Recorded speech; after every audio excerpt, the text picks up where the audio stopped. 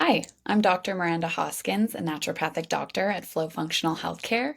Today I am giving a presentation on genitourinary changes during perimenopause and menopause.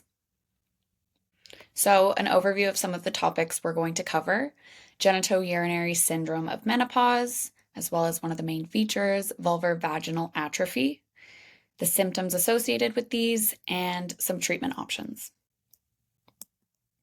So I just wanted to start today's presentation with a quote that I think is applicable to the topic. Our mothers were largely silent about what happened to them as they passed through midlife change, but a new generation of women has already started to break the wall of silence. Genitourinary syndrome of menopause. This occurs as estrogen levels decline. Many women will experience both vaginal and urinary health changes, commonly grouped under this term. These changes are natural but often go unspoken despite being highly treatable with the right supports. One of the main features that we see in GSM is vulvar vaginal atrophy, and we're going to get into some of the symptoms that come up with these. Here are the symptoms associated with these syndromes.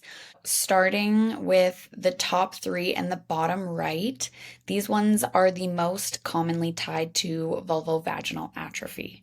So, vaginal dryness, irritation, dyspareunia, which is just a medical term for pain with intercourse, and increased frequency of UTIs and vaginal infections. So, these result from the lower estrogen levels, which can affect vaginal structure and microbiome health. Additionally, we see low libido, frequent urination, and stress incontinence. Starting with one of the earliest and most common symptoms is vaginal dryness.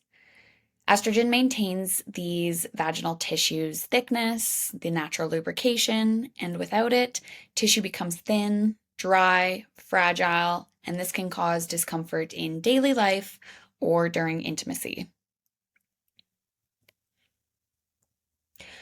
So, vaginal irritation or itching, as tissues thin and lose that elasticity, they become more prone to irritation. Many women will often report itching, burning, discomfort, especially during movement or physical activity. And this, again, is from the thinner tissues that are more sensitive and less protected against that friction from physical movements. Dyspareunia, the term that describes pain with intercourse. So, dryness and loss of flexibility can make intimacy painful. This not only can cause physical discomforts, but it can also affect emotional closeness and sexual desire. These are common, valid experiences. Decreased interest in sex or low libido. These changes can be affected by multiple different facets. So, physical, like we said, with the lower estrogen levels, reducing vaginal lubrication and making tissue more sensitive and thinner and more fragile and likely to be irritated, which can cause discomfort and pain. There's also emotional mood disorders such as depression, commonly seen in menopause, can further reduce sexual desire. And then also we have cultural attitudes, personal beliefs towards sex in middle life can also have an impact on our libido. Additionally, there's also lower estrogen and testosterone levels that decline, which further reduce desire and even sensation. Here we have frequent or urgent need to urinate. So, not only does estrogen support vaginal tissue, but it also supports the bladder and the urethra. Without it, many women notice more frequent or urgent urination, leakage with activity, and increased risks of UTIs due to shifts in vaginal microbiome. Again, like I said, reduced estrogen levels. We can also see weak pelvic muscles having an impact on this, and prolapse of uterus, vagina, or bladder can also further impact this urgency and frequency. stress incontinence or leaking urine with stress or increased physical pressure that we might see with coughing, sneezing, exercise, where we're increasing the pressure in the abdominal cavity. This can cause urinary leakage, especially with weakened pelvic floor muscles. And like I was saying, more frequent bladder or vaginal infections, so lower estrogen levels leading to the changes in vaginal environment, such as a higher pH. So we're going to have less of the naturally protective microbiome, vaginal microbiome, including bacteria like lactobacilli, which can actually lower the pH and make it more acidic so that we have less opportunity for pathogenic or bad bacteria to inhabit the environment and cause infections. The good news is that genitourinary syndrome of menopause and vulvovaginal atrophy are treatable. Let's review both conventional and integrative options that can relieve some symptoms and restore comfort. Vaginal moisturizers and lubricants.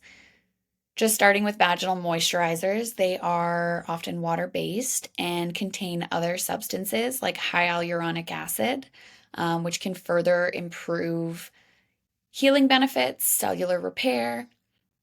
This is a product that we would use more regularly to promote hydration, pliability, improve tissue integrity, and can actually stimulate lubrication.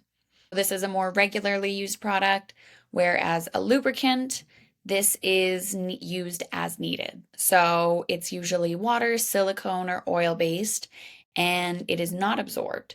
Often used during intercourse or to provide acute relief of vaginal dryness and irritation. Another treatment option is hormone therapy. This can be prescribed by healthcare providers with prescribing abilities, so nurse practitioners, medical doctors. Local vaginal estrogen is one of the most effective treatments for genitourinary syndrome of menopause. It helps to treat the cause, like we were saying previously with all the symptoms, that low estrogen level locally. So it restores tissue structure, improves elasticity, and improves moistures with minimal systemic absorption. So it has a great safety profile and can provide a lot of relief for a lot of women. Pelvic floor physiotherapy helps to strengthen muscles that support both the bladder and the vagina. It can improve urinary control to avoid the leakage, urgency, frequency. It can also increase sexual comfort, especially when combined with estrogen therapy, like we were chatting about before. Some naturopathic care options offer a personalized approach. Adaptogens like ashwagandha, really helpful in supporting stress, mood, and mental aspects of the low libido that we were talking about and those mood changes that come with the perimenopause, menopause. We have vitamin E that can improve vaginal dryness and probiotics. So helping to restore healthy vaginal microbiome to, again, reduce the risk of infection by getting a better pH and avoiding pathogenic bacteria, the opportunity from being able to create an infection there. Additionally, CBT or cognitive behavioral therapy and sex therapy address the psychological, relational side of libido. Sexual health in menopause is multifaceted, like we discussed, and working with trained professionals can help women to reconnect not only with their bodies, but with their partners. And here are my references. Okay, and that is my presentation. Thank you so much for listening. I can be reached at Dr. Miranda Hoskins on Instagram. If you have any questions, feel free to reach out to me, and I hope you have a great rest of your day. Take care.